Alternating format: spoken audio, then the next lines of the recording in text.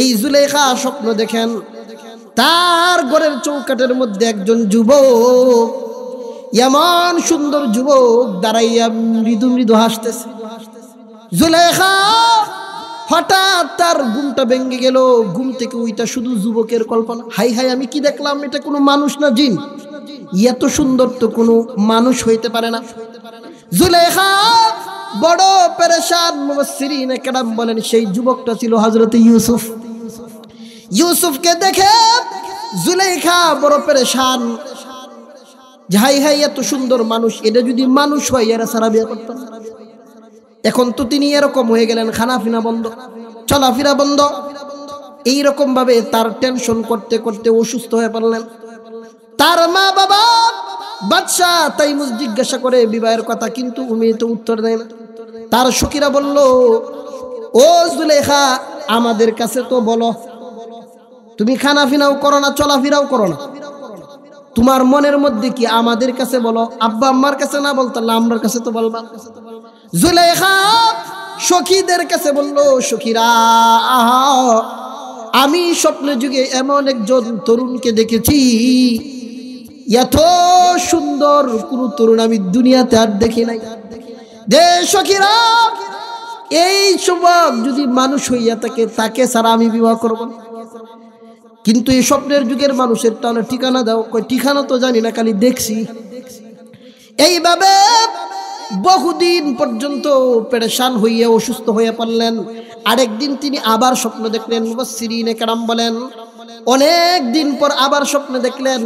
ওই দিন স্বপ্নের সময় তিনি দুইটা জিনিস, একটা জিনিস খেয়াল করলেন। আবার এই চৌকাঠের মধ্যে দাঁড়াইয়া ওই যুবকটা বলতেছে, জুলেখা, আমাকে যদি পাইতে চাও বহু কষ্ট করা লাগবে, আমাকে যদি তুমি পেতে চাও বহু ধৈর্য ধারণ করা লাগবে। আর জুলেখা তাকাইয়া দেখেন তার কাছে আজিজে মিশরের ইউনিফর্ম পরা। আমাদের বিভিন্ন বাহিনীর আলাদা ড্রেস আসেনি, পুলিশের ড্রেস আলাদা, আর্মি বিডিআর তাদের আলাদা আলাদা আছে না? আজিজে মিশর তাদের ইউনিফর্ম পরিধান করা। সখীদেরকে সকালবেলা বললেন, ও সখীরা, আমি তার পরিচয় জানি না, কিন্তু আজকেও সেই স্বপ্নের মহারাজ স্বপ্নে যুগে আমার কাছে এসেছিল। আমার একটা আলামত আছে, তার গায়ে আজিজে মিশরের ইউনিফর্ম পরা।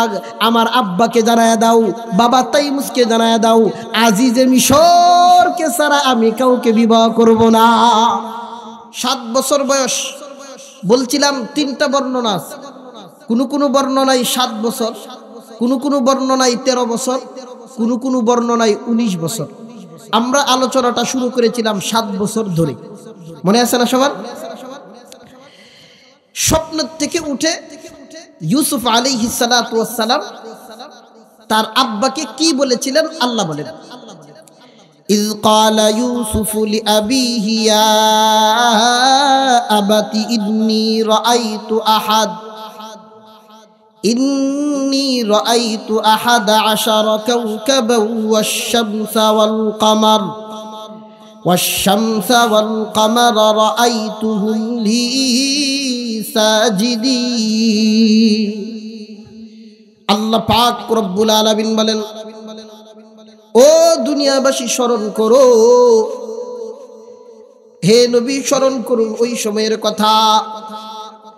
ইউসুফ আলাইহিস সালাতু ওয়াস সালাম ঘুম থেকে উঠে যখন তার আব্বাকে বলেছিলেন, ইয়া আবাতি, হে আমার পিতা, ইন্নী রাআইতু আহাদা আশারা কাওকাবান ওয়াশ-শামসা ওয়াল কামার, রে বাবা, আমি তো স্বপ্নে যুগে এমন একটা স্বপ্ন দেখেছি, আকাশের চন্দ্র এবং সূর্য এবং 11টা তারকা আমি ইউসুফকে তারা সাজদা দিতেছে। ইয়াকুব আলাইহিস সালাতু ওয়াস সালাম উনিও তো একজন পয়গম্বর ছিলেন। উনার 12 জন সন্তানের মধ্যে তার পরবর্তী কোন সন্তানের উপর নবুয়ত আল্লাহ দান করবেন? ইয়াকুব আলাইহিস সালাতু ওয়াস সালাম যখন এই 12 জন সন্তানের দিকে তাকাইতেন, কারণ উনার আব্বাও তো নবী ছিলেন, উনার দাদাও তো নবী ছিলেন। ইয়াকুব আলাইহিস সালাতু ওয়াস সালাম যখন তার সন্তানদের দিকে তাকাইতেন ইউসুফের চেহারার মধ্যে তিনি সেই নবুয়তের নূর তার চেহারায় দেখতে পাইতেন। ইয়াকুব আলাইহিস সালাতু ওয়াস সালাম তো বুঝে গেলেন বিষয়টা, তাই সন্তানকে লক্ষ্য করে বললেন, قال يا بني لا تقصص رؤياك على إخوتك فيكيدوا لك كيدا إن الشيطان للإنسان عدو مبين। ইয়াকুব আলাইহিস সালাতু ওয়াস সালাম বললেন, ইয়া বুনাইয়া, হে বৎস, হে আমার আদরের সন্তান, লা তাকুসুস রুয়াকা আলা ইখওয়াতিক, রে ইউসুফ এই স্বপ্নের কথা ভাইদের কাছে বলবা না, কারণ আমি বাবা তো জানি কোন সন্তানের কেমন মেজাজ, কার কি হালত, তাদের চলন বলন, তোমার প্রতি কি রকম তারা হিংসা করে আমি তো জানি। তোমার ভাইদের কাছে এই স্বপ্নটা বলবা না, যদি বলো ফাকিদু লাকা কাইদা, তাহলে তারা তোমার ব্যাপারে বড় ষড়যন্ত্র করবে। আমরা আলোচনায় শুনেছিলাম কি ষড়যন্ত্র করেছিল, লম্বা আলোচনার সংক্ষিপ্ত হইল। এই স্বপ্নটা কোনোভাবে বায়ারা জানলেন, জানার পর বাবার কাছ থেকে ফুসলাইয়া নিয়ে গেলেন কূপের মধ্যে ফেলে দেওয়ার জন্য। যখন তাকে কূপে ফেলে দেওয়ার জন্য তার জামাটা, তার গায়ের থেকে যখন জামাটা খুলে ফেললেন, দুনিয়াতে দেখবেন কোন সম্মানিত মানুষ খালি গায়ে ঘুরে না, কথা বলেন, কোন আলেমকে দেখবেন না যে খালি গায়ে ঘুরতেছে, কমপক্ষে একটা গামছা হইলেও থাকবো। কারণ কোন সম্মানিত মানুষ খালি গায়ে থাকে না। তাহলে ইউসুফ আলাইহিস সালাতু ওয়াস সালাম উনি তো পরবর্তীতে নবী হইবেন, উনি কি সম্মানিত কম না বেশি? করিম ইবনু করিম ইবনু করিম ইবনু করিম, ইউসুফ ইবনু ইয়াকুব ইবনু ইসহাক ইবনে ইব্রাহিম, উনি কেমন সম্মানিত। ইউসুফ আলাইহিস সালাতু ওয়াস সালাম যাকে আল্লাহ পরবর্তীতে নবুয়ত দান করেন, আর তার বাবা ইয়াকুব আলাইহিস সালাতু ওয়াস সালাম তিনিও নবী, তিনার বাবা ইসহাক তিনিও নবী, তিনার বাবা ইব্রাহিম তিনিও নবী। কন্যা সুবহানাল্লাহ। সম্মানিত মানুষ কাপড় যখন খুলে ফেললেন, বাবা দুইটা নসিহত করে দিয়েছিলেন, রে ইউসুফ, ভাইদের সাথে যাইবা ঠিক, কিন্তু যদি বিপদে পড়ে যাও দুইটা নসিহত ভালো করে মনে রাখবা। একটা হইল এই যে তাবিজটা দিয়ে দিলাম, এটা হেফাজত করবা, আর হইল যখন বিপদে পড়বা আল্লাহকে স্মরণ করবা। কাকে? কিন্তু আমরা বিপদে পড়লে যদি সন্তানকে বিদায় দেওয়ার সময় অনেক সময় বলি যে বাবা গিয়া ফোন দিও, কইনি যে ঢাকা যাইতেছো বা সফরে যাইতেছো, গিয়া ফোন দিও। কোনো বিপদ হইলে মামার বাসার যাইবা, তোমার খালার বাসার যাইবা, কই কিনা বলেন। কিন্তু কোরআনের শিক্ষা হইল, ও দুনিয়ার অভিভাবকগণ, তোমার সন্তানকে যখন বিদায় দিবা তখন তুমি মামা খালু তোমার কথা বলবা না, তাদেরকে শিক্ষা দিয়ে দিবা, সবক দিয়ে দিবা। ও সন্তান, যখন কোনো বিপদে পড়ে যাইবা দুনিয়ার কাউকে স্মরণ না করলে কাকে স্মরণ করবা? আল্লাহকে স্মরণ করবা। ইউসুফ আলাইহিস সালাম যখন তার জামাটা খুলে ফেললেন, ভাইয়েরা নির্যাতন করতে করতে এক পর্যায়ে যখন কুয়ার মধ্যে ফেলাইলেন, ইউসুফ আলাইহিস সালাতু ওয়াস সালাম তখন আল্লাহকে একটা ডাক দিয়েছিলেন, আল্লাহ। আল্লাহকে ডাক দেওয়ার সাথে সাথে আল্লাহর কুদরতি অন্তরে গিয়া ধাক্কা লাগলো। আল্লাহ জিব্রাইল আলাইহিস সালাতু ওয়াস সালামকে বললেন, জিব্রাইল, ইউসুফ আমার কাছে আশ্রয় চেয়েছে, আমাকে ডাক দিয়েছে, যাও জিব্রাইল ওই সিরিয়ার কেনান নগরীর কূপের মধ্যে 70 হাত গভীর যে কূপের 20 গজ পরিমাণ, 20 হাত পরিমাণ পানি, 50 হাত খালি জায়গা, যাও জিব্রাইল দৌড় দাও, আমার ইউসুফ যেন এই যে বাইরা কুয়ার মধ্যে ফেলে দিল, এই 50 হাতের ভিতরে তুমি আগে যাও, এক ফোঁটা পানিও যেন ইউসুফের শরীরে না লাগে। জিব্রাইল আলাইহিস সালাতু ওয়াস সালাম আল্লাহর নবীর কাছে বর্ণনা করেন, ইয়া রাসূলুল্লাহ, মহান আল্লাহ আমাকে যে 600 নূরের ডানা দিয়েছেন, আল্লাহ এই 600 নূরের ডানা আমার সদা সর্বদা ব্যবহারের প্রয়োজনই পড়ে না। একটা ডানা দিয়ে যদি বাড়ি দেই ওহি নিয়ে আসার জন্য, এক বাড়ি দিয়ে জমি আসমান থেকে জমিনে আসতে পারি। কিন্তু ইয়া রাসূলুল্লাহ, ইউসুফ আলাইহিস সালাতু ওয়াস সালাম যখন আল্লাহকে ডাক দিয়েছিলেন, আল্লাহর নির্দেশ পেয়ে আমি জিব্রাইল সিদরাতুল মুনতাহা থেকে পাড়ি দিয়া 7 আসমান পাড়ি দিয়া আমি তাকাইয়া দেখি ইউসুফও কূপের দিকে যাই, আমিও যাই, ইউসুফও যাই, আমিও যাই। আমি আমার একটার দুইটা নয়, 100 আর 200 নয়, 300 আর 500 নয়, 600 নূরের ডানা একসাথে ছেড়ে দিয়া এই ইউসুফ আলাইহিস সালাতু ওয়াস সালামকে হেফাজতের জন্য পানিতে যাওয়ার আগেই 50 হাত গভীরে আমি জিব্রাইল ইউসুফকে পানিতে পৌঁছার আগেই ধরে ফেললাম। ইউসুফ আলাইহিস সালাতু ওয়াস সালামকে ধরে ফেললেন। আমরা অতীতের আলোচনায় এই পর্যন্ত আসছিলাম, মনে আছে না সবার? ইউসুফ আলাইহিস সালাতু ওয়াস সালামকে যখন ধরে ফেললেন, মুফাসসিরিনে কেরাম বলেন এক বর্ণনায় 3 দিন আর এক বর্ণনায় 7 দিন ইউসুফ আলাইহিস সালাতু ওয়াস সালাম কূপের মধ্যে ছিলেন। জিব্রাইল আলাইহিস সালাম যখন ইউসুফকে ধরে ফেললেন, এখন তো বাইরা বাবার কাছে যাইব এবং গুল মিটিং করতেছে যে আব্বার কাছে যে যাইম, আব্বার আগে তো একটা বুঝ দেওয়ান লাগবো। আল্লাহ পাক রব্বুল আলামিন তারা কোন সময় গিয়েছিল, আল্লাহ এই জিনিসটাই বলেন, ওয়াজাউ আবাহুম ইশাআন ইয়াবকু। আল্লাহ পাক রব্বুল আলামিন বলেন, হে দুনিয়াবাসী, ইউসুফ আলাইহিস সালাতু ওয়াস সালামকে কুয়ার মধ্যে ফেলাইয়া সব ভাইয়েরা পরামর্শ করলে, ওয়াজাউ আবাহুম, ভাইয়েরা বাবার কাছে গেল ইশাআন। কোন সময়? ঈশার সময়টা আমরা জানি না, মাত্র যে নামাজ পড়ে এলাম, কি শব্দ? কি? এশা। ঈশাউন শব্দ আরবি শব্দ, আর এটা বাংলাতে আমরা এখন রূপান্তরিত হয়ে গেছে। আমরা মনে করি যে এশার মানে বাংলা। কথা কোন ঠিক না বেটি? বেড়া হজ থেকে আসলো, বিবি জিজ্ঞেস করলো যে তুমি কি শিখে আসলা সৌদি আরব থেকে, আমরা কিছু কও, আমরা শুনি। বেচারা বলতেছে যে কি কয়াম তোরে, সৌদি আরব গেছি, শুধুমাত্র আজান আর সূরা ফাতিহাটা বাংলা, আর কোনো কিছু নাই বাংলা। বেডি কইতে বুঝেছি তোমার সালান না কেমন, সূরা ফাতিহা আর আজানটা শুধু বাংলায়, আর বাকি সব আরবি। এগুলো কি বাংলা না আরবি? আরবি। এশারের সময়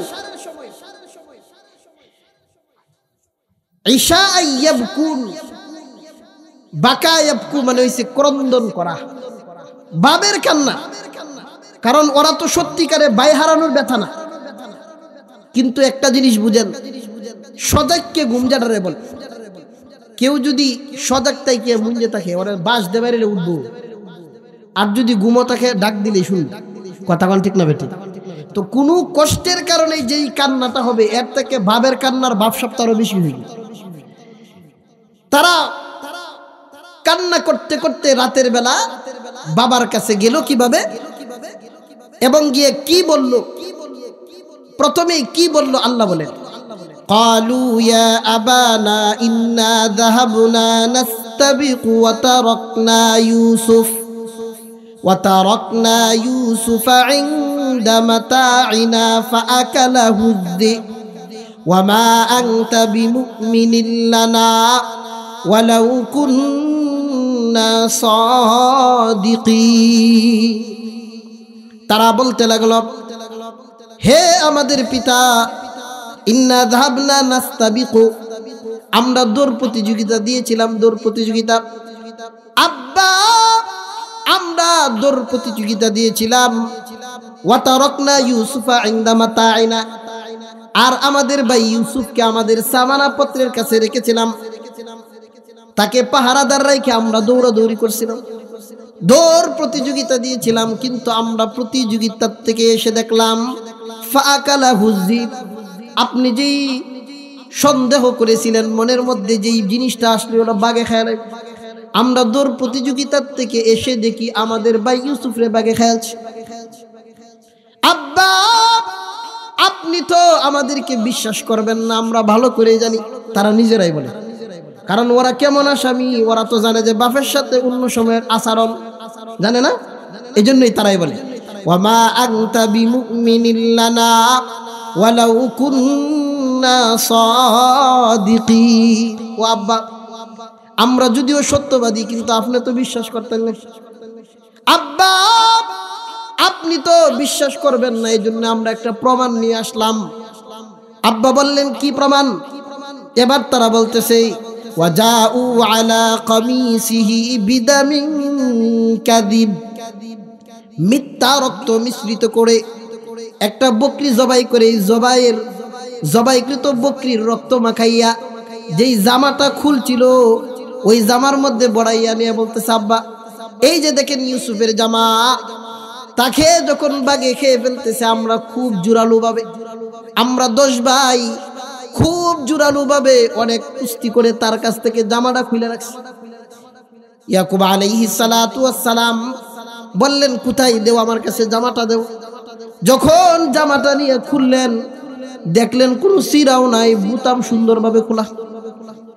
এবার তো আব্বা কই কি গো বাজানরা, এটা কেমন শিক্ষিত বা যে আমার ইউসুফরে বাইর করছে কমে দিতে, জামার কোনো সিরাও না, বুতামও সুন্দরভাবে খোলা। এটা তো বড় শিক্ষিত বাগে খাইছে। কি বাগে খাইছে? শিক্ষিত। ইয়াকুব আলাইহিস সালাতু ওয়াস সালাম বুঝে ফেললেন যে তোমরা যে ষড়যন্ত্র করছো, বুঝে ফেললেন। মুফাসসিরিনে কেরাম বলেন ইউসুফ আলাইহিস সালাতু ওয়াস সালামের আব্বা ইয়াকুব আলাইহিস সালাতু ওয়াস সালামকে তারা আরো বুঝানোর জন্য এবার গিয়া বন থেকে একটা বাঘ ধরে নিয়ে আসছে।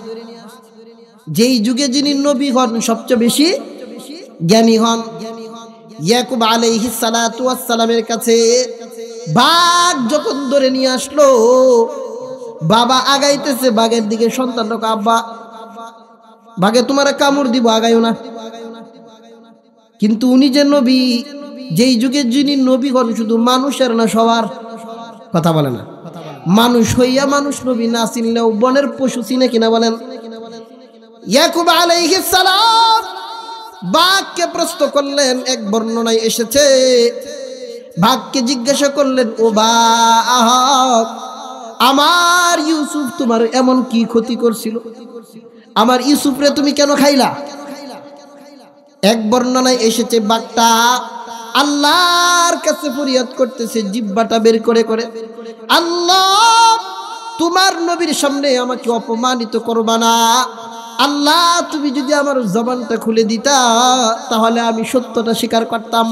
মুফাসসিরিনে কেরাম বলেন মহান আল্লাহ কুদরতি ভাবে মুজিজা স্বরূপ এই বাঘের জবান আল্লাহ খুলে দিলেন। বাঘ ডাক দিয়া বলে ইয়াকুব, ও নবী ইয়াকুব, আমি ইউসুফ রে খাইব করতে, আপনার সন্তান ইউসুফকে তো আমি কোনোদিন দেখি নাই। ও নবী, আপনি সন্তান হারার ব্যথা কিরকম অনুভব করতেছেন আমিও সেটা ভালো করে জানি। আপনার ছেলেরা যে আমারে ধইরে নিয়ে আসছে, আমার 2টা সন্তান 2 দিন আগ থেকে বাড়ির থেকে হারায় গেছে, তাদেরকে খোঁজার জন্য আমি পেরেশান। 2 দিন যাবত আমার কোনো খানা ফিনা নাই, আমি বড় দুর্বল হয়ে পড়েছি।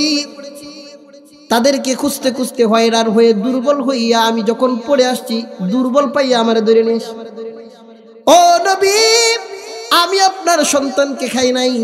ইয়াকুব আলাইহিস সালাতু ওয়াস সালাম তখন যেই জিনিসটা বলেছিলেন আল্লাহ বলেন ক্বালা বাল সাওয়ালাত লাকুম আনফুসুকুম আমরান ফাসাবরুন জামিল ওয়াল্লাহুল মুস্তাআনু আলা মা তাসিফুন। ইয়াকুব আলাইহিস সালাতু ওয়াস সালাম বললেন, রে সন্তানরা, বাল সাওয়ালাত লাকুম আনফুসুকুম আমরা। রে বাবারা, বিষয়টা তো আমি বুঝে ফেললাম, তোমরা যেই জিনিসটা তোমরা মন যা চাইছে তাই সাজায় নিয়ে আসছো আমার কাছে, আমি আল্লাহ কাছেই শুধুমাত্র দরখাস্ত দিই, আল্লাহর কাছেই শুধু আমি নালিশ করব। কারণ যেই যুগে যিনি নবী হন তিনি তো সবচেয়ে বড়। আমার যুগে তো আমি জজ, কার কাছে বিচার দেন? তাই তিনি বললেন ফাসবরুন জামিল, আমি সবরে জামিল করলাম। মুফাসসিরিন কেরাম বলেন সবরে জামিল কাকে বলা হয়? সবরে জামিল হইল আপনি আমি যদি কোনো বিপদে পড়ি, আগে মেম্বার সাহেবের কাছে না গিয়া, চেয়ারম্যান সাহেবের কাছে না গিয়া, এমপি সাহেবের কাছে না গিয়া, সর্বপ্রথম বিপদগ্রস্ত হওয়ার পর সর্বপ্রথম নালিশ আল্লাহর কাছে দেওয়া। দুনিয়ার কারো কাছে কোনো ধরনের নালিশ না করে, অভিযোগ না করে, বিপদে পড়ে সর্বপ্রথম যেই ব্যক্তি শুধুমাত্র আল্লাহর কাছে নালিশ করে, শুধুমাত্র আল্লাহর কাছে বিচার দায়ের করে, মামলা দায়ের করে, এটা হইছে সবরে জামিল। ইউসুফ আলাইহিস সালাতু ওয়াস সালামকে না পেয়ে ইয়াকুব আলাইহিস সালাতু ওয়াস সালাম তিনি আল্লাহর কাছে বললেন আল্লাহুল মুস্তাআনু আলা মা তাসিফুন, যে আল্লাহ আমার সব কিছু শুননেওয়ালা, আল্লাহ আমাকে তিনি সবর যিনি দান করবেন। আল্লাহর কাছে আমি শুধুমাত্র নালিশ করলাম, তোমরা যা সাজাইয়া আনছো তোমরা তো বলবা না আমার ইউসুফ রে কি করছো। আমি শুধুমাত্র আল্লাহর কাছেই নালিশ দিলাম, আল্লাহ উত্তম ফায়সালাকারী। ইয়াকুব আলাইহিস সালাতু ওয়াস সালাম যখন সন্তানদেরকে এভাবে বিদায় দিলেন, ওই দিক দিয়া ইউসুফ আলাইহিস সালাতু ওয়াস সালাম কূপের মধ্যে আছে। এক বর্ণনায় 3 দিন, আর এক বর্ণনায় কয়দিন বলে না সবাই? এক বর্ণনায় 3 দিন, আর এক বর্ণনায় 7 দিন। তাদের যে ভাই ছিল আমরা হয়তো শুনবো, এই 10 ভাইয়ের মধ্যে বড় ভাইয়ের নাম ছিল কি? ইয়াহুদা। মনে নাই? এই ইয়াহুদা ইউসুফকে বেশি ভালোবাসত। গভীর রজনী মুফাসসিরিন কেরাম বলেন সব ভাইয়েরা যখন রাতের বেলা চলে যায়, দিনের বেলা এদিক সেদিক ঘোরাফেরা করে, তাদের টার্গেট হইল কোনো বাণিজ্য কাফেলা যদি আসে আর যদি ইউসুফরে উঠায় নেয় তাহলে তো জানে বাইসা যাবো, দূরে কোথাও যাবো। আর দূরে কোথাও চলে গেলে তো আব্বার ভালোবাসা আমাদের জন্য এক হয়ে যাবে। তাই তারা দিনের বেলা ঘোরাফেরা করে, কোনো বাণিজ্য কাফেলা উঠায় কিনা দেখে। রাতের বেলা যখন সকলেই চলে যায়, বড় ভাই ইহুদা তার জন্য খাবার নিয়ে আসে। 1 রাত 2 রাত 2 রজনীতে যখন খাবার দিল, আল্লাহর নির্দেশে জিব্রাইল তাকে শিখায়া দেয়, মনের মধ্যে উদয় করে দেয়, ও ইউসুফ খাবারগুলো নেও, তাহলে বড় ভাই বুঝবো যে ইউসুফ ভিতরে আছে। 2 দিন 2 রজনীতে এবার যখন খাবার নিলেন, আর ইউসুফ আলাইহিস সালাতু ওয়াস সালাম 3য় রজনীতে যখন ভাই খাবার দিলেন, খাবার নেই না, তখন তো বড় ভাই ইহুদা বুঝে ফেলছে যে ইউসুফ তো আর ভিতরে নাই। তখন সব ভাইদেরকে ডাকলো যে আশপাশে খোঁজ লাগাও, কোনো বাণিজ্য কাফেলা আমাদের ভাই ইউসুফরে উঠাইছেন। কারণ বড় ভাই তাদের উদ্দেশ্য হইল যদি পুরো কাফেলার কাছে ভালো কইরে টাকা পয়সা নিয়ে দিয়ে দিতে পারি, তাহলে গুরুত্ব সহকারে তাকে দূরে কোথাও নিয়ে যাবে, তাহলে তো আব্বার ভালোবাসা আমাদের জন্য খালাস হয়ে যাবে, আর কেউ পাবে না। এই উদ্দেশ্যে তারা এক হইল। এই যে ষড়যন্ত্র করতেছিল, এই দিক দিয়া জিব্রাইল আলাইহিস সালাতু ওয়াস সালাম ইউসুফ যখন কূপের মধ্যে ফালাই লালন পালন করতেছেন, আর ইউসুফ আলাইহিস সালাতু ওয়াস সালাম তাকে জিব্রাইল একটা অভয় বাণী শুনাইলেন, তাকে একটা সান্ত্বনার বাণীটা কি একটু আগে আল্লাহ বলেন, ওয়া আওহাইনা ইলাইহি লাতুনাব্বিআন্নাহুম বিআমরিহিম হাযা ওয়া হুম লা ইয়াশউরুন। জিব্রাইল আলাইহিস সালাতু ওয়াস সালাম বললেন, দে ইউসুফ, একটা সময় এমন আসবে যেই ভাইয়েরা তোমার উপর এত জুলুম করলো, এই ভাইয়েরা একটা সময় সব কিছু অজানা থাকবে, তারা তোমাকে চিনতে পারবে না।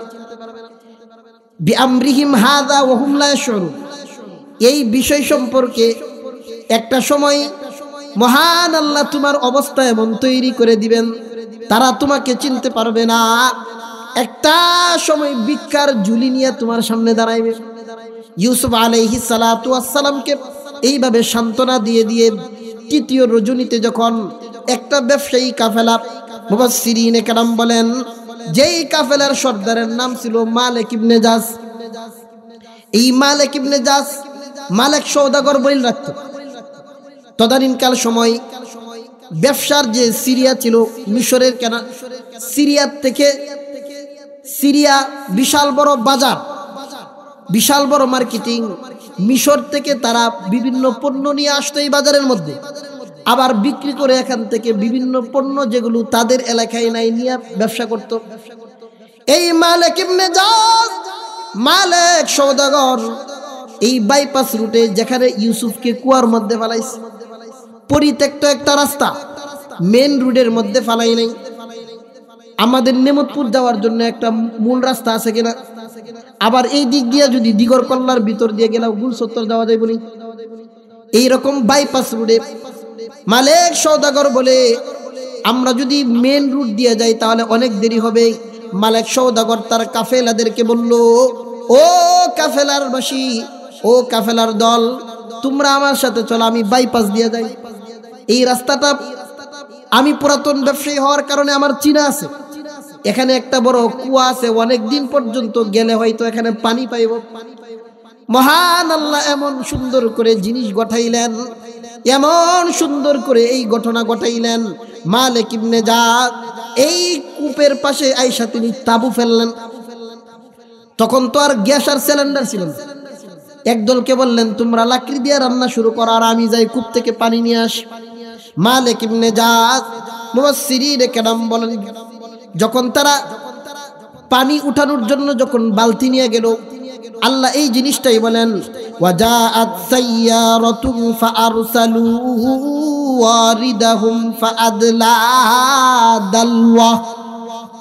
আল্লাহ পাক রব্বুল আলামিন বলেন, দে দুনিয়াবাসী, ওই ব্যবসায়ী কাফেলা, সাইয়ারাতুন মানে হইছে দল, ওয়াজাআত সাইয়ারাতুন যখন একটা দল আসলো, ফাআরসালু ওয়ারিদাহুম তাদের পানি তুলনেওয়ালা, বালতি ফেলানেওয়ালাকে যখন পাঠাইলেন পানি আনার জন্য, ফাআদলা দালওয়া সে তার বালতি কূপের মধ্যে ফেলাইলো। কিন্তু প্রতিদিন তো কূপ থেকে পানি উঠাই, যেই পরিমাণ পাত্র বালতির পরিমাণ, যিনি পানি প্রতিদিন যেই পরিমাণ উঠায়, আজকে ভার বেশি লাগে। মালিক ইবনে জাস তিনি তো সওদাগর মানুষ, শক্তিশালী মানুষ। মালিক কূপ থেকে দড়ি দিয়া টান দেয়, কিন্তু বালতি অনেক ওজন লাগে। এই দিক দিয়া যখন মালিক ইবনে জাস বালতি ফেলাইলো, জিব্রাইলের মাধ্যমে আল্লাহ জানায় দিলেন, ইউসুফ এবার এই বালতি পিঠে বসো। কন্যা সুবহানাল্লাহ। মালিক ইবনে জাস কূপ থেকে যখন বালতি টানে, শুধু এই অন্ধকারচ্ছন্ন কূপটা, বালতি যত টান দেয় আলো তত বাড়ে। কন্যা সুবহানাল্লাহ। ইউসুফ আলাইহিস সালাতু ওয়াস সালামকে আল্লাহ এমন সৌন্দর্য দান করেছিলেন, কূপ থেকে যখন উঠাইতেছেন কূপটা শুধু তার সুন্দরে আলোকিত হইয়া গেল। এবার মালিক যখন কূপ থেকে উঠাইয়া যেই জিনিসটা দেখলেন, ইউসুফকে দেখেই যেই শব্দটা বলেছিলেন, আল্লাহ বলেন ক্বালা ইয়া বুশরা হাযা গুলাম। মালিক ইবনে জাস বলেন, কি সুসংবাদ, ও কাফেলার দল জলদি আসো। ইয়া বুশরা হাযা গুলাম, কি আশ্চর্য, কি সুসংবাদ, কত সুন্দর গোলাম দেখো, এত সুন্দর গোলাম তো আমার জীবনেও দেখি নাই। কাফেলার সমস্ত মানুষ এই গোলামকে দেখে, ইউসুফকে দেখে তারা প্রত্যেকেই তার প্রতি আকৃষ্ট হয়ে গেছে। কাফেলার দলেরা বলতেছে, মালিক এত সুন্দর গোলাম, তাড়াতাড়ি লুগাও, মানুষ আইসা যদি দেখে তাহলে নিয়ে যাবে। আর যদি আমরা, তখন তো গোলামের বাজার ছিল, গোলাম ক্রয় বিক্রয় হতো। ও মালিক, এই গোলামটা যদি আমরা হেফাজত করতে পারি তাহলে তাকে আমরা বহু মূল্যে বিক্রি করতে পারবো। মালিক ইবনে জাস যখন গোলামকে লুকিয়ে ফেললেন, এই দিক দিয়া বড় ভাই ইহুদা ডাক দিছে, ওই ভাইরা ইউসুফ তো কুয়ার মধ্যে নাই, তালাশ লাগাও কই আছে। ইউসুফ আলাইহিস সালাতু ওয়াস সালামের ভাইয়েরা 10 জনে খুঁজাখুঁজি করে গিয়ে দেখলেন তাবু একটা। দেশের মানুষের গরমে একটু বেশি থাকে, কথা কোন ঠিক না বেটি? এলাকার মধ্যে যতটুকু পাওয়ার বা ক্ষমতা বা সাহস আপনার অন্তরে থাকবে, ঢাকা গিয়ে এই সাহস দেখাইতে পারবে? বাড়ির ঘরের আশপাশে থাকলে কেউ কিছু সিনোজ বেটা আমরা এলাকার মানুষ, উল্টা ধরে বাইন্দা রাখা, এরকম একটা হিম্মত বা সাহস থাকবে। কিন্তু ঢাকা শহর গিয়া এই ডায়লগ দেওয়া যাবো, মনের মধ্যে আতঙ্ক থাকবো, বিদেশি মানুষ উল্টা ধরে মাইর দিতে পারে। এই 10 ভাই মিলে যখন এই সওদাগরের কাছে গেলেন, গিয়ে বলতেছেন মালিক, জিজ্ঞেস করে বলতেছেন, মালিক সওদাগর, আমাদের একটা গোলাম ছিল, এই গোলামকে আমরা শাস্তি দেওয়ার জন্য কূপের মধ্যে ফেলাইছি, এখন তো কূপের মধ্যে গোলাম নাই, কইছে তাড়াতাড়ি বের কর। এই ধমক শুনে মালিক সওদাগর কাঁপাকাঁপি শুরু করতেছে। দেখবেন আমাদের বাড়ি ঘরের মধ্যেও যদি কোনো পুরুষ কোনো রকমের বিপদে পড়ে, মনে করেন পুলিশ আসলো, বাড়িতে পুলিশ আসার পর যদি কোনো কিছু বের করে দেওয়ার জন্য তদন্ত করে, ঘর থেকে মহিলারা তাড়াতাড়ি দেলাও, কথা কয় না, বলে কি বলে না? কাফেলার যে সমস্ত মহিলারা ছিল, অন্য অন্য লোকেরা বলতেছে মালিক তাড়াতাড়ি এই গোলামরে বাইর করে দিয়ে দেও, না হলে উপায় নাই, যেই রকম বেড়াইন 10 জন আইছে আমরা সব শেষ করে নেবো, মালটাল সব নিয়ে যাবো। মালিক ইবনে জাদ ইউসুফ আলাইহিস সালাতু ওয়াস সালামকে বের করে দিলেন। মালিক বলতেছে যে ভাই, এত সুন্দর গোলাম, তার উপর কি তোমরা এত বড় জুলুম করতে পারো? শাস্তি কি এইভাবে মানুষকে শাস্তি দেয়? ভাইয়েরা বলে, মালিক সওদাগর, তোমাদের যদি এত দরদ লাগে তাহলে কিনে নিয়ে যাও। তাদের টার্গেট হইল যদি বিক্রি করি তাহলে তো তারা গুরুত্ব দিয়ে এটার হেফাজত করবে, আর যদি এমনি এমনি দেলাই, গ্রামগঞ্জে একটা কথা আছে, মাগনা গরুর দাঁত নাই, কথা হয় না, মাগনা মাগনা পাইলে কোনো মূল্য থাকে না, তাই তারা বিক্রি করলো কত দামে? আল্লাহ এই জিনিসটাও বলে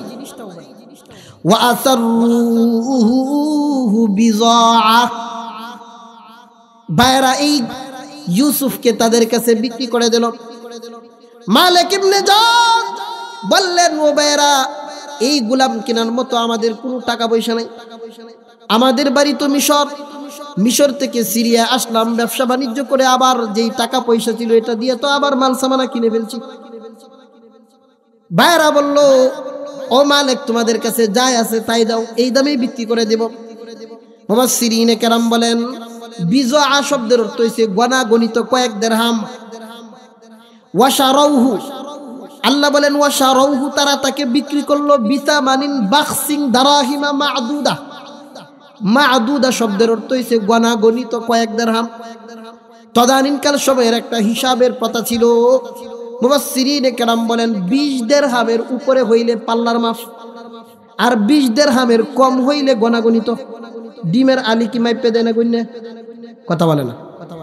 20 দিরহামের কমে হইলে গণাগণিত। মুফাসসিরিনে কেরাম এক বর্ণনায় বলেছেন 19 দিরহাম দিয়ে বিক্রি করলেন। 19 দিরহাম মালিক ইবনে জাদের কাছেও নাই, অন্য অন্য সাথীদের থেকে সকলের কাছ থেকে মিলাইয়া ইউসুফ আলাইহিস সালাতু ওয়াস সালামকে 19 দিরহাম দিয়া বিক্রি করে দিলেন। এবার তারা ইউসুফ আলাইহিস সালাতু ওয়াস সালাম সুন্দর গোলাম তাকে নিয়ে মিশরের বাজারের দিকে যায়। সমস্ত মানুষ, রাস্তার আশপাশে দোকানপাটের যেই সমস্ত মানুষ ছিল, কৃষকগুলো ছিল, রাস্তার আশপাশে থাকা মানুষগুলো এই মালিক সওদাগরের পিছনে ছুটলো। এত সুন্দর গোলাম মালিক তুমি কোথায় পাইলা? দাঁড়াও, একটু দাঁড়াও, আমরাও এক নজরে দেখা দেই। আল্লাহ ইউসুফ আলাইহিস সালাতু ওয়াস সালামকে সমগ্র দুনিয়ার যেই সৌন্দর্য, এর অর্ধেক সৌন্দর্য আল্লাহ ইউসুফকে দান করেছে। ইউসুফ আলাইহিস সালাতু ওয়াস সালামকে নিয়ে যাওয়ার জন্য বিশাল বড় এই বাহিনীর মধ্যে আরেকজন গোলামকে দায়িত্ব দিলেন। এ ছোট মানুষ ভাইরা বলছে যে আমাদের এই গোলামের একটা দোষ আছে, খালি ফলাই। মালিক ইবনে জাদ তাকে পাহারাদার দেওয়ার জন্য একজন আরেকজন গোলাম নির্ধারণ করলেন।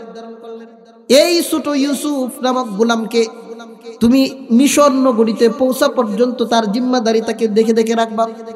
তার সোয়ারিতে উঠাইয়া দিল। ইউসুফ আলাইহিস সালাতু ওয়াস সালাম কিছু দূর অগ্রসর হওয়ার পর হঠাৎ করে কাফেলা চলমান, ইউসুফ দাঁড়ায় গেছে। কিছু দূর পর সামনে অগ্রসর হওয়ার পর যাকে দায়িত্ব দিয়েছিল পাহারাদার, তিনি দেখেন সাতেল্লা নাই, মাথা কি ঠান্ডা না গরম? দায়িত্ব যে দিছেন মালিক ইবনে জাস তো ধরাইব। এই পাহারাদার গোলাম পিছনে গিয়ে দেখেন ছোট ইউসুফ 7 বছর, বর্ণনা মতে 7 বা 13, এই 7 বছরের ইউসুফ দাঁড়ায় দাঁড়া কান্না করতেছে। ওই পাহারাদার আইসা কোনো কিছু জিজ্ঞাসা না করে আইসা একটা সল লাগাইল। যখন থাপ্পড় মারার সাথে সাথে মুফাসসিরিনে কেরাম বলেন চতুর্দিক থেকে এমন ভাবে ঘূর্ণিঝড় শুরু হইল, এমন ভাবে ঝঞ্ঝাবায়ু শুরু হইল, আকাশ থেকে বৃষ্টি নামা শুরু হইল, বাতাস শুরু হইয়া গেল। মালিক ইবনে জাস তিনি তো বড় জ্ঞানী ব্যক্তি, বুঝে ফেললেন। কাফেলার লোকদেরকে জিজ্ঞাসা করতেছেন, ও কাফেলার লোক, এতদিন পর্যন্ত ব্যবসা করি, এই ব্যবসা এই লাইনে আমার বহুদিন যাবৎ চলা বিরাগ, এমন বিপদগ্রস্ত তো হয় নাই কোনোদিন। তোমাদের মধ্যে কেউ নিশ্চয়ই কোনো অপরাধ করছে। ওই পাহারাদার ডাক দিয়া বলে, মালিক, আমি এই ছোট বাচ্চার একটা চর মারছিলাম, থাপ্পড়টা দিতে দেরি, ভূমিকম্প শুরু হইতে দেরি না, বলেন না আল্লাহু আকবার। মালিক ইবনে জাস বুঝে ফেললেন, বললেন, রে পাহারাদার, যাও এই শিশু সন্তানের কাছে যাও। মালিক নিজে এসে জিজ্ঞাসা করলেন, রে ইউসুফ, তুমি এখানে পলাইলা কেন? ইউসুফ আলাইহিস সালাতু ওয়াস সালাম বললেন, ও মালিক সওদাগর, আপনি আমার মুনিব, আমি হইলাম গোলাম। আমি তো গোলাম হয়ে আপনার কাছে আছি, আমি তো পলানেওয়ালা গোলাম, আমি তো মূলত গোলামেই না, গোলাম অবস্থা তৈরি হয়েছে। ও মালিক, আমি যে দাঁড়াইলাম এই সিরিয়ার থেকে, আমি যে আমাকে নিয়ে যাচ্ছেন মিশরে, আমার মার কবরটা দেখে আমি আর সহ্য করতে পারলাম না। জানি না এই সিরিয়ার নগরীতে আর কোনোদিন আসতে পারি কিনা, এজন্যই মার কবরে দাঁড়াইয়া মার জন্য একটু দোয়া করছি। মালিক ইবনে জাস বিষয়টা বুঝে ফেলে ওই পাহারাদারকে শাসন করলেন, বললেন, জলদি এই শিশু বাচ্চার কাছে মাপ চাক। যখন সাথে সাথে এই ইউসুফ আলাইহিস সালাতু ওয়াস সালামের কাছে ক্ষমা চাইলো, মাপ চাইলো, মুফাসসিরিনে কেরাম বলেন ক্ষমা চাওয়ার সাথে সাথে আল্লাহ মুহূর্তের মধ্যেই ঝঞ্ঝাবায়ু বন্ধ করে দিলেন। ইউসুফ আলাইহিস সালাতু ওয়াস সালামকে নিয়ে মিশরের দিকে যাচ্ছেন, আর সব মানুষ পিছন দিক থেকে এই গোলাম দেখার জন্য। মানুষের ভিড়, চতুর্দিক থেকে মানুষ আসতেছে। মালিক এমন একটা গোলাম এনেছে, এমন গোলাম আর কেউ কোনোদিন দেখে নাই। কিন্তু ব্যবসায়ী মানুষের সবসময় ব্যবসায়ী দান্দা। মালিক ইবনে জাস চিন্তা করে, এত সুন্দর গোলাম ফ্রি ফ্রি দেখাইতাম, কে টিকিট দিয়ে দেখায়। মুফাসসিরিনে কেরাম বলেন, মিশরের বাজারে যাইতে যাইতে যত মানুষ দেখেছে, আমাদের দেশের টাকা দিরহামের হিসাব অনুযায়ী কয়েক লক্ষ টাকা শুধু দেখায় কামাইছে। কন্যা সুবহানাল্লাহ। বলবেন যে এত টাকা কেমনে কামাইছে? যে একজন শুধু এত মানুষ ছিল, বিষয়টা এরকম না। যার যেই রকম সামর্থ্য ছিল, কেউ 10 বার, কেউ 20 বার, কেউ 100 বারও দেখছে টিকিট দিয়া। কারণ আল্লাহ সমগ্র দুনিয়ার যে সৌন্দর্য আর এর অর্ধেক সৌন্দর্য আল্লাহ ইউসুফকে দান করছে। এত সুন্দর ইউসুফকে যখন মালিক এইভাবে ব্যবসায়ী পণ্য হিসেবে মানুষ দেখাইয়া দেখাইয়া টাকা উপার্জন করলো, মালিক আবার চিন্তা করলো, দেখাই যেহেতু এত টাকা কামাইলাম, তাহলে বিক্রি করলে তো কি পরিমাণ বিক্রি করাম, আমার মাথায় তো কাজ করতেছে না, দামটা কেমনে চাই। মুফাসসিরিনে কেরাম বলেন, মালিক ইবনে জাস তখন তিনি একটা মূলনীতি বের করলেন যে আমি কোনো দাম বলবো না। সকাল বেলা যখন বাজারে উঠাইবেন, গোলামের বাজারে ইউসুফকে নিয়ে উঠাইলো। মালিক শুধু মাথা নিচের দিকে বলে যে কে কত দিবা কও। যার যেই পরিমাণ সামর্থ্য আছে, একজন কয় 5 দিরহাম, কয় না হবে না, কয় 10 দিরহাম হবে না, 500 দিরহাম, কয় না হবে না। কই দেখি আরো অন্য কেউ কিছু দেয়।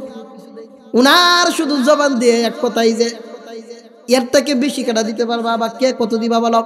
যার যেই পরিমাণ সামর্থ্য ছিল সে ওই পরিমাণ 100 দিরহাম, 200 দিরহাম, 500 দিরহাম এইভাবে যখন বলা বলি শুরু করলো, তখন মিশর নগরীর রাষ্ট্রপ্রধান যিনি বাদশা ছিলেন তার নাম ছিল রাইয়ান, রাইয়ান ইবনে ওয়ালিদ।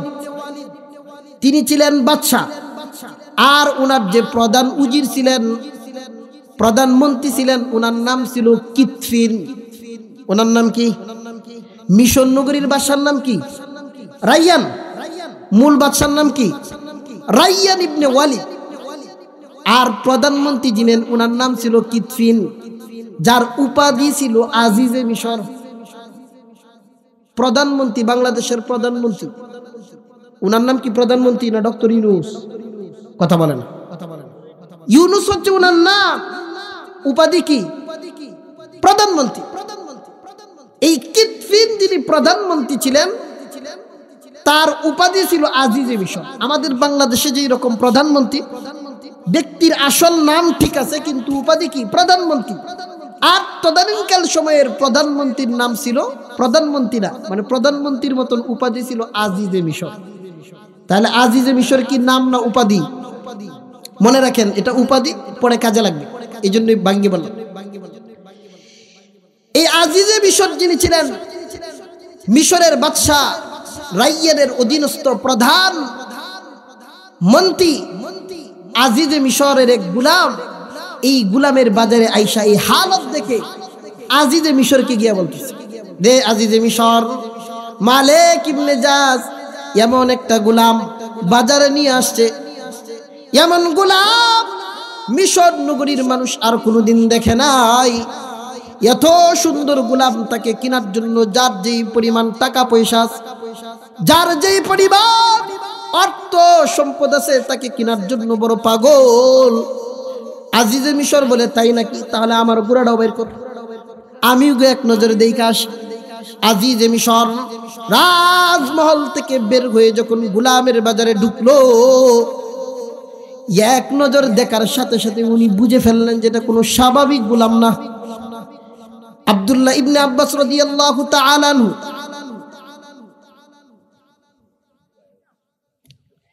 সিডি চলে আসছে, আমরা 5 মিনিট বলছে, 5 মিনিটের মধ্যে ইনশাআল্লাহ শেষ করে দেব।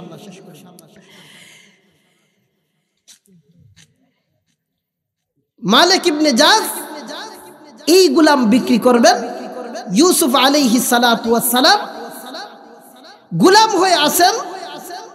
এই দিক দিয়া আজিজে মিশর বের হইলেন, বাজারে গিয়ে জিজ্ঞেস করলেন, মালিক তোমার গুলামের দাম কত? উনি তো মাথা নিচে দিয়া কয় যে তুমি কত দিবা কও।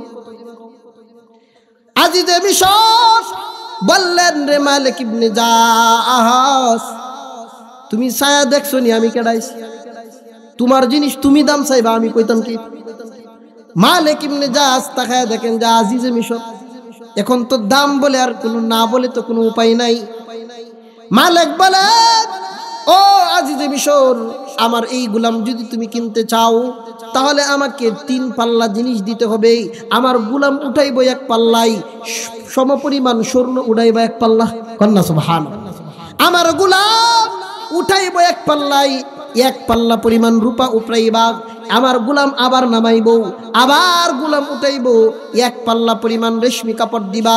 মুফাসসিরিনে কেরাম এক বর্ণনায় বলেন, এই 3 পাল্লা পরিমাণ যখন চাইলেন, আজিজে মিশর তো চিনে ফেললেন। আজিজে মিশর তিনি দেখলেন এটা কোনো সাধারণ মানুষ না। আজিজে মিশর এক নজরে দেখেই বললেন, মহান আল্লাহ শিশুর মধ্যে কোনো কিছু লুকায়িত রাখছে।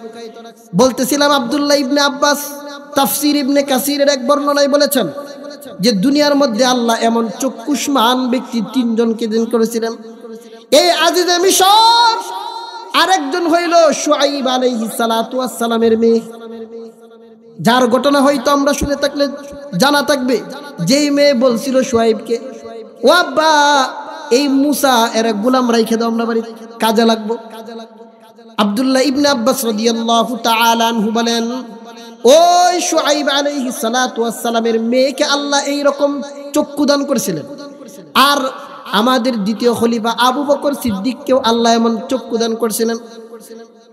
আর এই কিতফিন বাদশাহ যাকে আল্লাহ এমন চক্ষু দান করেছিলেন, যা এক নজর দেখেই মানুষ চিনতে পারে। আজিজে মিশর তিনি বললেন, ও মালিক, তোমার চাওয়া শেষ নাকি? কই জি। আজিজে মিশর যদি এই 3 পাল্লা দেন তাহলে আমি আপনার কাছে বিক্রি করব। আজিজে মিশর বললেন, মঞ্জুর, যাও তোমার এই গোলাম 1 পাল্লায় উঠাও, সমপরিমাণ স্বর্ণ দিয়া, সমপরিমাণ রূপা দিয়া, সমপরিমাণ রেশমি কাপড় দিয়া এই চড়া দামে ইউসুফকে কিনে নিলেন। কন্যা সুবহানাল্লাহ। আল্লাহ এই জিনিসটাই বলেন, ওয়াকালাল্লাযী ইশতারাহু মিন মিসর লিমরাআতিহি আকরিমি মাসওয়াহু আসা আন ইয়ানফা'না আও নাত্তাখিযাহু ওয়ালাদা। আল্লাহ পাক রব্বুল আলামিন বলেন, ওয়াকালাল্লাযী ইশতারাহু মিন মিসর লিমরাআতিহি আকরিমি মাসওয়াহু, মিশরের যেই ব্যক্তি ইউসুফ আলাইহিস সালাতু ওয়াস সালামকে ক্রয় করলেন, তিনি গিয়া তার ইমরাআতিহি, তার বিবিকে বললেন, আকরিমি মাসওয়াহু, ও বিবি, তুমি এই গোলামকে সম্মানিত স্থানের ব্যবস্থা করো, তার জন্য সম্মানজনক স্থানের ব্যবস্থা করো। আমাদের তো কোনো সন্তানাদি নাই, আসা ইয়ানফা'না, আল্লাহ চায় তো সে আমাদের বড় উপকারে আসবে, আও নাত্তাখিযাহু ওয়ালাদা, অথবা আমরা তাকে ছেলে হিসাবে রেখে দেব।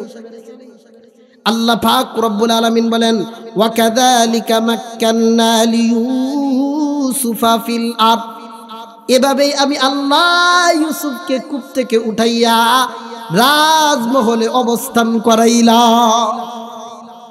এখন এই বিবিকে মুফাসসিরিনে কেরাম বলেন, এই বিবির নাম হইছে জুলাইখা।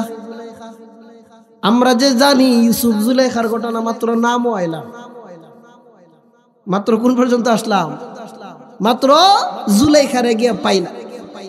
এই জুলাইখাকে তার পরিচয়টা দিয়ে শেষ করে দিব।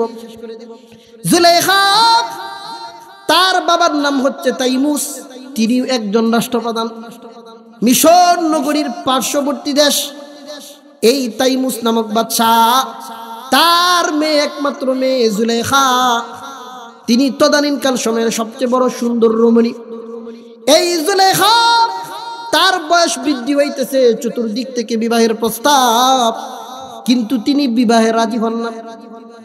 বাদশাহ তাইমুস চিন্তা করলেন, সারা দেশের মধ্যে বিভিন্ন দেশের রাজপুত্রদেরকে দাওয়াত করলেন, আমন্ত্রণ করলেন, যে তাদের জন্য খাবারের ইন্তজাম করলেন। দেশের সব ধরনের রাজপুত্রদেরকে আমন্ত্রণ করলেন। তার মেয়ে জুলাইখা, তাইমুসের মেয়ে, এই জুলাইখা যাকে পছন্দ করে তাকে বিবাহ করবে।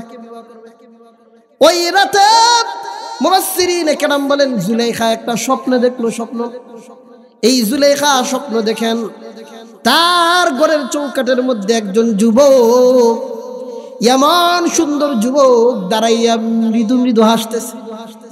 জুলাইখা হঠাৎ তার ঘুমটা ভেঙে গেল। ঘুম থেকে ওইটা শুধু যুবকের কল্পনা। হাই হাই, আমি কি দেখলাম, এটা কোনো মানুষ না জিন, এত সুন্দর তো কোনো মানুষ হইতে পারে না। জুলাইখা বড় পেরেশান। মুফাসসিরিনে কেরাম বলেন, সেই যুবকটা ছিল হযরত ইউসুফ। ইউসুফকে দেখে জুলাইখা বড় পেরেশান, হাই হাই, এত সুন্দর মানুষ, এটা যদি মানুষ হয় এরা সারা বিয়ে করতাম। এখন তো তিনি এরকম হয়ে গেলেন, খানাফিনা বন্ধ, চলাফেরা বন্ধ। এইরকম ভাবে তার টেনশন করতে করতে অসুস্থ হয়ে পড়লেন। তার মা বাবা বাদশাহ তাইমুস জিজ্ঞাসা করে বিবাহের কথা, কিন্তু উনি তো উত্তর দেয় না।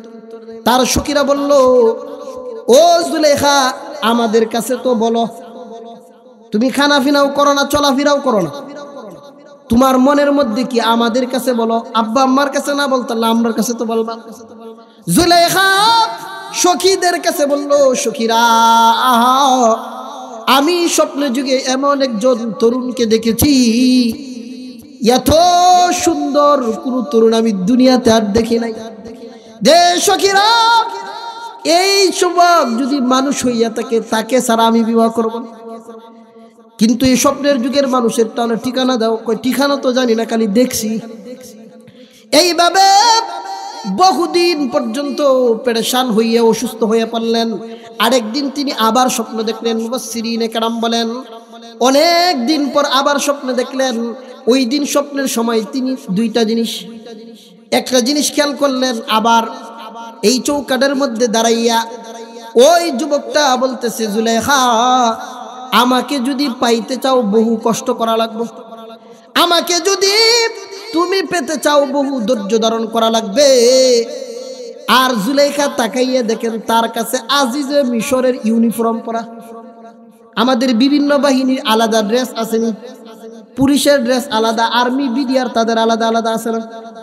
আজিজে মিশর তাদের ইউনিফর্ম পরিধান করা। সখীদেরকে সকালবেলা বললেন, ও সখীরা, আমি তার পরিচয় জানি না, কিন্তু আজকেও সেই স্বপ্নের মহারাজ স্বপ্নে যুগে আমার কাছে এসেছিল। আমার একটা আলামত আছে, তার গায়ে আজিজে মিশরের ইউনিফর্ম পরা। আমার আব্বাকে জানায়া দাও, বাবা তাইমুসকে জানায়া দাও, আজিজে মিশরকে ছাড়া আমি কাউকে বিবাহ করব না। তাইমুস তৈরি হয়ে গেল, বিভিন্ন দল দিয়া পাঠাইলো আজিজে মিশরের কাছে বিবাহের প্রস্তাব দিয়া। মুফাসসিরিনে কেরাম বলেন আজিজে মিশরের তিনি এই বিষয়ে অসুস্থ ছিলেন, বিবাহ করার মতন যোগ্যতা তার ছিল না। বিবাহ করার যোগ্যতা আছে না নাই? কেউ যদি শারীরিকভাবে অসুস্থ থাকে বিবাহ করলে বউ থাকবো না ভাগবো? কথা বলে না। মুফাসসিরিনে কেরাম বলেন আজিজে মিশরের কাছে যখন বিবাহের প্রস্তাব পাঠাইলো তাইমুস, যে আজিজে মিশর আমার একমাত্র কন্যা, তদানীনকাল সময়ের সবচেয়ে সুন্দরী রমণী জুলেখার বিয়ে আমি তোমার কাছে দিব। এখন তা আজিজে মিশর কইতা তো পারে না যে আমি, তাই তিনি চিন্তা করলো এমন একটা টেকনিক করব যাতে এমনি মেয়ে লয়ে বাগে। আজিজে মিশর বলল, ও তাইমুস, আমি আপনার মেয়েকে বিবাহ করব, এই শর্তে আপনি নিজে সাজাইয়া আমার কাছে নিয়ে আসবেন। আমার ভালো লাগলে করবো, না হলে করতাম না। বলেন দুনিয়ার কোনো বাবা মেয়েরে সাজাইয়া জামার বাড়িতে নিয়ে যাবনি? তাইমুস বলে, ও জুলেখা, এটা আমার পক্ষে সম্ভব না, আমি মারা যাব, এটা আমি পারবো না। তোমাকে যদি সাজাইয়া নিয়ে যায় আর আজিজে মিশর যদি কয় পছন্দ হয়েছে না, আমি তোমার লয়ে কই যাই। জুলেখা বলে, আব্বা তাহলে সখীদেরকে আমাদের সাথে দাও, আমি একলাই যাব। কারণ স্বপ্নের মধ্যে কি জিনিস দেখছে উনি তো খালি কল্পনার জগরে। জুলেখা আবার সখীদেরকে নিয়ে একাই আজিজে মিশরের দরবারে গেলেন। আজিজে মিশরকে জানাইলেন, উনি প্ল্যান নিয়ে ঘর থেকে বাহির হইতেছে। উনি বাহির হইতেছে যে গিয়া কয়াম পছন্দ হয়েছে না, তাহলে তোরা চলে যাবে। আজিজে মিশর পছন্দ হয় নাই এই জিনিস বলে যখন অগ্রসর হইতেছেন, গেইটের দিকে যাই গিয়া বলবে পছন্দ হয় নাই।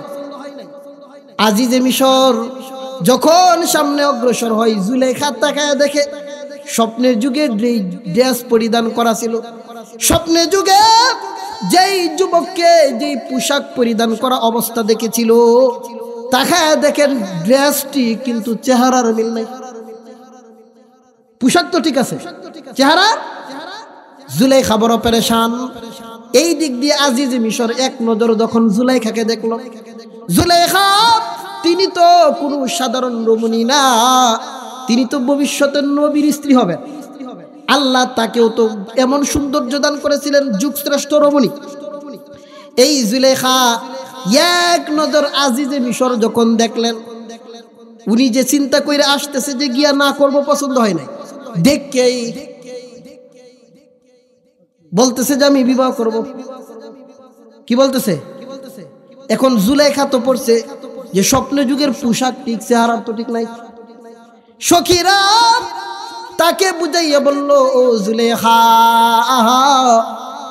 তুমি তো অন্য কোথাও বিবাহ বসবাও না, তুমি যেই ড্রেস পরিধান করা দেখেছো, তুমি যদি এই রাজমহলের মধ্যে থাকো, আমাদের মনে হয় একটা সময় এখানে থাকলেই তুমি তারে পাইবা।